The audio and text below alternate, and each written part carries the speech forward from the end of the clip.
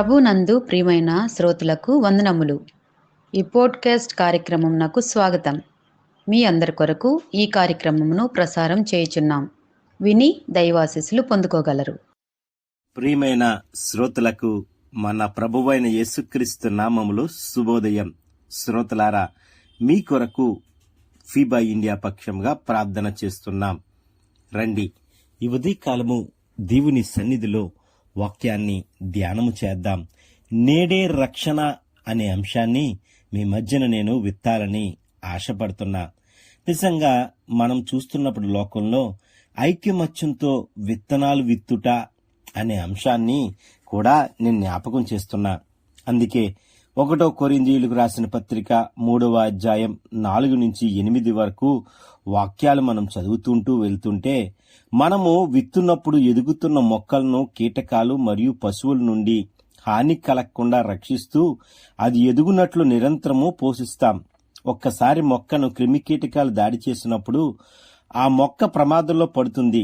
అదేవిధంగా ఈ లోకంలో నీవు నేను జీవిస్తున్నప్పుడు ఈ లోక ఆశలకి, లోక పద్ధతులకి, ఈ లోకంలో ఉన్న పరిస్థితులకి మనము క్రిమి కీటకాల వలె సాతానుడు మన మీదకి దాడి చేస్తున్నప్పుడు వాటి నుంచి మనకి విడుదల కావాలన్నా, విముక్తి కావాలన్నా నేడే మనకు రక్షణ దినమని మనం గుర్తించవలసిన అవసరం ఉందని మీ మధ్యన జ్ఞాపకం చేస్తున్నా.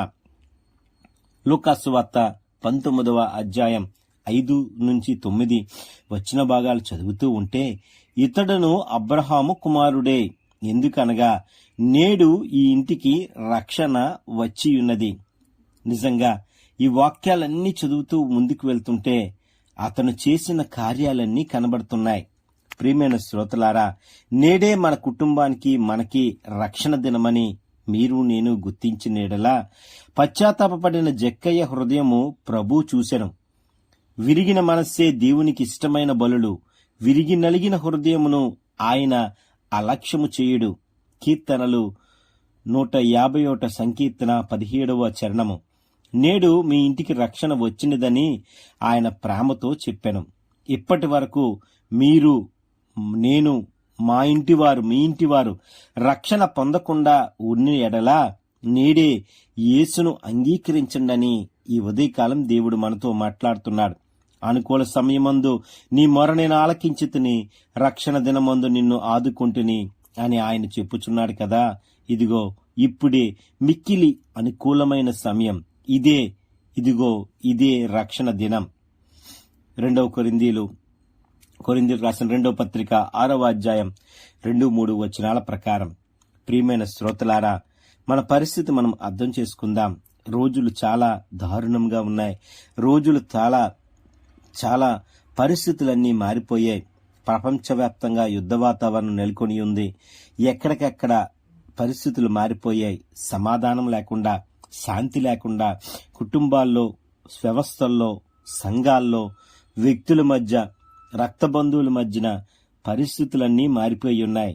మరి నీవు నేను తీసుకోవలసిన ఆలోచన, నీవు నేను చేయవలసిన పరిచయం యేసు ప్రభువుని ఇతరులకు పరిచయం చేయడమే.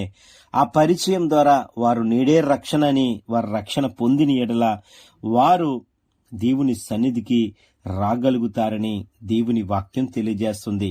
ప్రభు సదా కృపాద్వారములు తెరిచి ఉన్నవాడు కాదు. సువార్త ద్వారములు ముయ్యబడక మునిపే, ఓడ యొక్క తలుపులు ముయ్యబడక మునికే రక్షణకర్తయగు యేసు యుద్ధకు వద్దాం.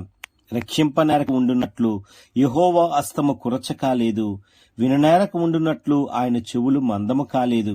యెషయా 59:1 వచనం ప్రకారం. మీ గుండె కొట్టుకునుట ఆయన కృప, నేను జీవించుచున్నానంటే ఆయన కృప, మన శ్వాస ఆయన కృప, మన జీవితం ఆయన కృప. ఆయన అనుకోని గడియలోనే మరణము మన వద్దకు వస్తుంది. ఆయన చూపిన ప్రేమలోనే నీవు నేను జీవించగలుగుతున్నాం. కాబట్టి మనకియ్యబడిన ఈ దినమందే మీరు నేను రక్షణ యేసు యొద్దకు అనేక మందికి చేర్చాలి. ఒకవేళ మీలో రక్షణ లేకుండా ఉంటే యేసు ప్రభుని నిజమైన రక్షకుడిగా అంగీకరించాలి. మీ రక్షణ దయచేటుకు శక్తిమంతుడై ఆయన ఉన్నాడనే సత్యాన్ని మీరు నేను గ్రహించాలని దేవుని వాక్యం తెలియజేస్తుంది. నా యొద్దకు వచ్చి వారిని నేను త్రోసివేయనని ఆయన అభయమిచ్చుచున్నాడు. ప్రియమైన శ్రోతలారా, మన హృదయాలు ఇంకా ఎక్కడున్నాయి? మన జీవితాలు ఇంకా ఎక్కడున్నాయి?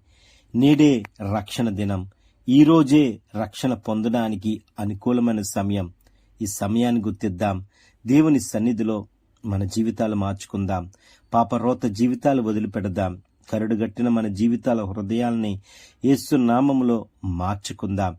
అట్టి రీతిలో దేవుడు మనకి ఈరోజే మన కుటుంబాలకి రక్షణ అనుగ్రహిస్తున్నాడు నమ్ముతూ విశ్వసిస్తూ దేవుని సన్నిధిలో ప్రార్థన చేసుకుందాం.